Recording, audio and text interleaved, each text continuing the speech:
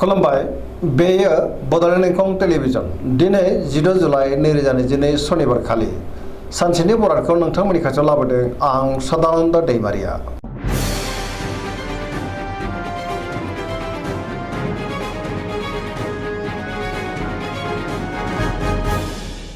सिगां फरायनो लादों मेष राशि गिबि हांखो अ ल। दिनैनि साना जोबोर मोजां, बयजोंबो अनजागोन, नखराव गोजोन थासारि आरो अनलायनाय फैगोन, जेरावबो जाफुंसारगोन, मावनो लानाय खामानिखौ थि समावनो आरो गोरलैयैनो मावफुंनोबो हागोन, गोसोखौ दिनै जोबोर गोजोननाय मोनगोन, देहायाबो मोजाङै थागोन, अब्लाबो नाथाय जानाय लोंनायाव सांग्रां जानांगोन, बहानिफ्रायबा मोजां खौरां फैनोबो हागौ, रांखावरियाव दिनै जोबोर मोजां, गोबां धोन आरजिनो हागोन, बेफार फालांगियाव जोबोर मोजां मुलाम्फा मोननो हागोन, सोरबा लोगोनिफ्राय थोजासे हेफाजाबबो मोनगोन, नखराव बिसि फिसायनि गेजेराव अनलायनाय फैगोन, बिमा बिफानि अननाय आरो बोरखौ मोनगोन, बहाबा थाङोब्ला दिनै जोबोर मोजां आरो मोजाङैनो हान्थिनोबो हागोन, गुबुननि गोसोखौ गोरलैयैनो बोनो हागोन, गोसोनि बोलोआबो बांगोन, समाजाव दिनै मान मोननो हागोन, लाइमोनफ्रा बहानिफ्रायबा मोजां खौरां मोनगोन, गोसोआ दिनै जोबोर रमान्टिकबो जागोन आरो गावबा गावनि गोसोनि साननायखौ फोरमायलायनोबो हागोन, पजिटिभ एनार्जिनि गोहोमबो गोग्लैगोन, फरायसाफ्रा दिनै फरायनायाव गोसो दुंखांगोन आरो मोजां फिथाइ मोननोबो हागोन।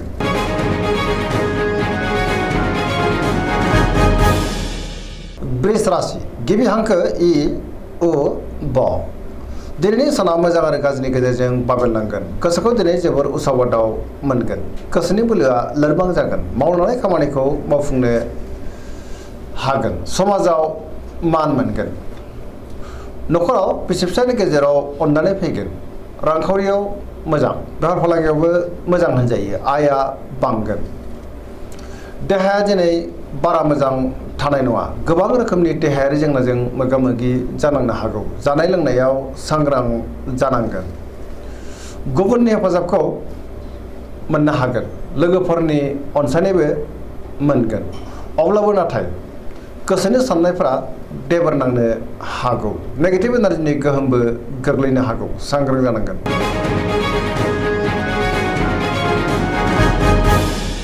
मिथुन राशि गिबि हांखो ख स।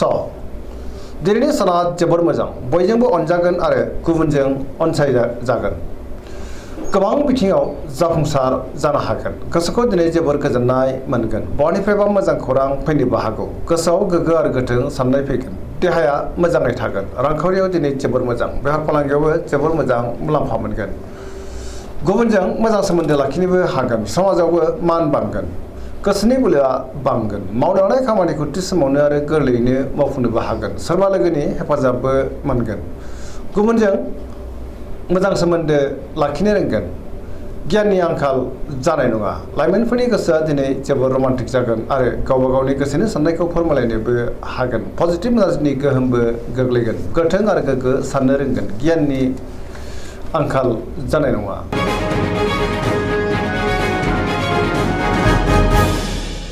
कर्कट राशि गिबि हांखो ड ह।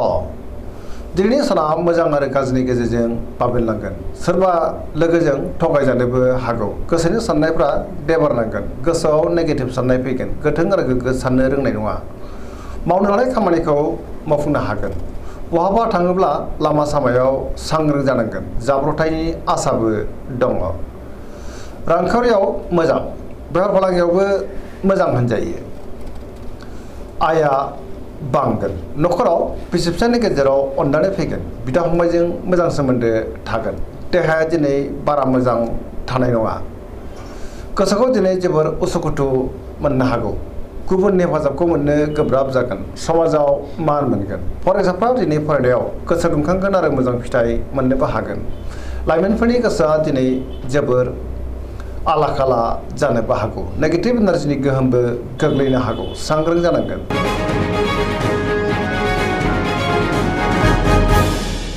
सिंह राशि गिबि हांखो म ट। दिनैनि साना जोबोर मोजां, सोरनिबा अननायखौ मोननो हागौ, गोसोखौ दिनै जोबोर गोजोननायबो मोनगोन, समाजाव मान मोनगोन, गोसोआव गोग्गो आरो गोथों साननाय फैगोन, मावनो लानाय खामानिखौ थि समावनो आरो गोरलैयैनो मावफुंनोबो हागोन, सोरबा लोगोनिफ्राय थोजासे हेफाजाबबो मोनगोन, बहाबा दावबायहैनो एबा हान्थिनो खाबु मोननोबो हागौ, रांखावरियाव दिनै जोबोर मोजां, मोननो गोनांखौ मोननो हागोन, बेफार फालांगियाव जोबोर मोजां मुलाम्फा मोनगोन गोसोनि साननायखौ दिनै गुबुननो फोरमायनोबो हागोन न'खराव अननानै फैगोन समाजावबो मान मोननो हागोन गुबुननि गोसोखौ बोनो हागोन देहायाबो दिनै मोजाङैनो थागोन गुबुननि थाखाय गोबां मोजां खामानि मावनानै होनोबो हागोन पजिटिभ एनार्जिनि गोहोमबो गोग्लैगोन सरासनस्रायै दिनै साना जोबोर मोजां आरो मोजाङैनो बारग'लांगोन।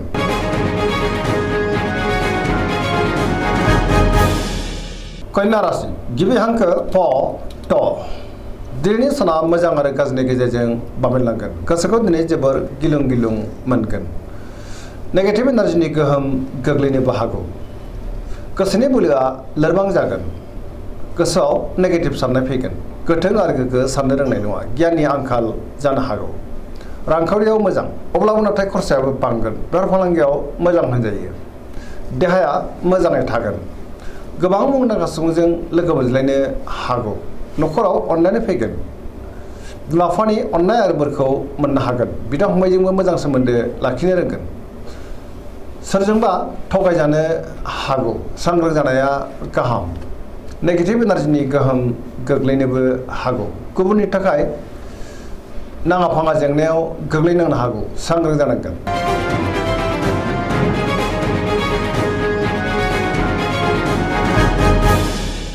तुला राशि गिबि हांखो र ट दिनैनि साना जोबोर मोजां गोसोनि साननाया जाफुंगोन गोसोनि साननायखौ दिनै गुबुननो फोरमायनोबो हागोन मावनो लानाय खामानिखौ थि समावनो आरो गोरलैयैनो मावफुंनोबो हागोन देहायाबो मोजाङै थागोन रांखावरियाव दिनै जोबोर मोजां मोननो गोनांफोरखौ मोननो हागोन न'खराव बिसि फिसायनि गेजेराव अननानै फैगोन बिदा फंबायजों मोजां सोमोन्दो थागोन समाजावबो मान मोननो हागोन बेफार फालांगियाव दिनै जोबोर मोजां होनजायो गुबुननि गोसोखौ गोरलैयैनो बोनो हागोन लोगोफोरनि हेफाजाबखौबो मोनगोन पजिटिभ एनार्जिनि गोहोम गोग्लैगोन गोदान खामानियाव आखाइ होजेननोबो हागोन आरो गोदान थांखि लानोबो रोंगोन सेंग्रा सिख्लाफोरा जोबोर रमान्टिक जागोन आरो गावबा गावनि गोसोनि साननायखौ फोरमायलायनोबो हागोन पजिटिभ एनार्जिनि गोहोमबो गोग्लैगोन।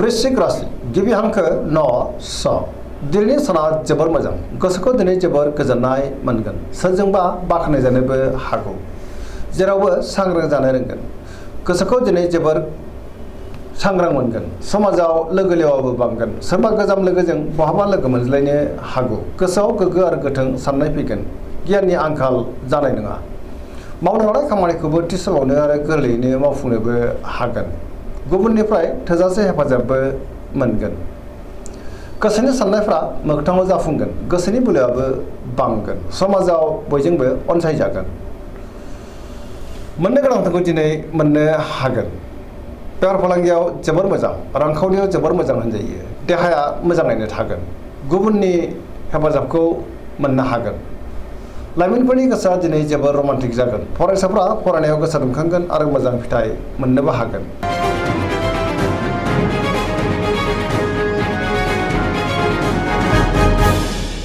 धनु राशि गिबि हांखो ढ फ भ दिनैनि साना जोबोर मोजां गोसोखौ जोबोर गोजोननाय मोनगोन गोसोआव गोग्गो आरो गोथों साननाय फैगोन मावनो लानाय खामानिखौ थि समावनो आरो गोरलैयैनो मावफुंनोबो हागोन गोसोनि साननायफ्रा मोगथाङाव जाफुंगोन रांखावरियाव दिनै जोबोर मोजां अब्लाबो नाथाय खरसायाबो बांगोन मोननो गोनांफोरखौबो मोननो हागोन बेफार फालांगियाव दिनै जोबोर मोजां मुलाम्फा मोनगोन समाजाव मान मोनगोन देहाया मोजाङै थागोन न'खराव दिनै बिसि फिसायनि गेजेराव अननानै फैगोन बिदा फंबायजों मोजां सोमोन्दो थागोन आरो बिमा बिफानि अननाय आरो बोरखौबो मोननो हागोन बहाबा दावबायनो खाबुबो मोननो हागौ आरो मोजाङैनो हान्थिनोबो हागोन बहानिफ्रायबो मोजां खौरां फैनोबो हागौ लाइमोनफोरनि गोसोआ दिनै जोबोर खुसि जागोन पजिटिभ एनार्जिनि गोहोमबो गोग्लैगोन।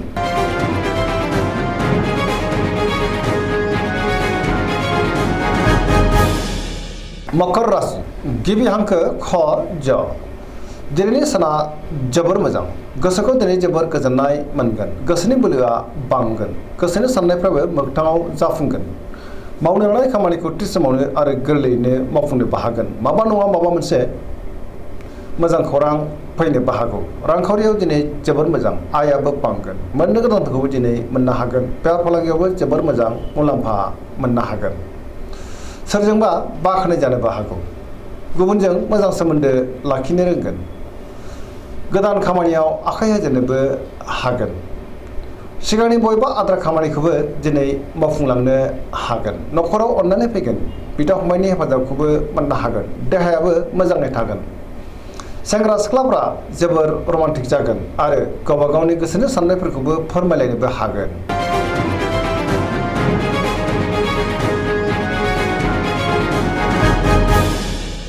कुम्भ राशि गिबि हांखो ग स दिनैनि साना जोबोर मोजां बयजोंबो अनजागोन आरो अनसायजागोन।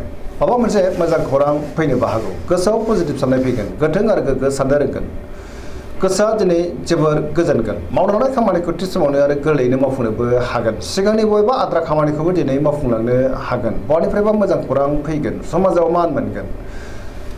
गोबां मुंदांखा सुबुंजों दिनै लोगो मोनज्लायनो हागौ। रांखावरियाव जोबोर मोजां। बेफार फालांगियावबो जोबोर मोजां। देहायाबो मोजाङैनो थागोन। गुबुननि थाखाय गोबां मोजां खामानि मावनानै होनोबो हागोन आरो गुबुननिफ्राय हेफाजाबबो मोनगोन। न'खराव बिमा बिफानि अननाय आरो बोरखौ मोननो हागोन। बहाबा थाङोब्ला दिनै जोबोर मोजां पजिटिभ एनार्जिनि गोहोमबो गोग्लैगोन आरो मोजाङैनो हान्थिनोबो हागोन।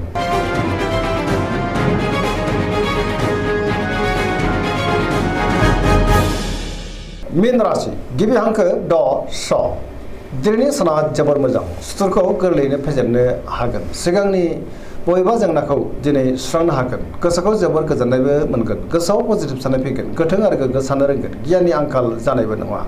गोसोनि बोलोआबो बांगोन। गावनि गोसोनि साननायखौ दिनै गुबुननो फोरमायनोबो हागोन। देहाया मोजाङै थागोन। अब्लाबो नाथाय जानाय लोंनायाव सांग्रां जानाया गाहाम। रांखावरियाव दिनै जोबोर मोजां आयाबो बांगोन। बेफार फालांगियाव जोबोर मोजां मुलाम्फा मोननो हागोन। गुबुनजों मोजां सोमोन्दो लाखिनोबो रोंगोन। सोरजोंबा बाख्नायजानोबो हागौ। लाइमोनफोरनि गोसोआ दिनै जोबोर रमान्टिक जागोन आरो गावबा गावनि गोसोनि साननायफोरखौबो फोरमायलायनोबो हागोन। फरायसाफ्रा दिनै फरायनायाव गोसो दुंखांगोन आरो मोजां फिथाइ मोननोबो हागोन। गोसोनि साननाय आरो लुबैनायफ्रा दिनै मोगथाङाव जाफुंगोन। पजिटिभ एनार्जिनि गोहोमबो गोग्लैगोन। सरासनस्रायै दिनै साना जोबोर मोजां आरो मोजाङैनो बारग'लांगोन। दिनैनि राशि फरायनाया एसेनोसै। जोबनायाव बेखौनो खावलायो जाहाथे नोंथांमोना सानफ्रामबो जोंनि बे बड'लेण्ड इंखं टेलिभिजनखौ नायबाय थायो आरो साबस्क्राइब खालामो लोगोसे लाइक खालामो आरो शेयार खालामो। एसेनोसै गोजोन्थों।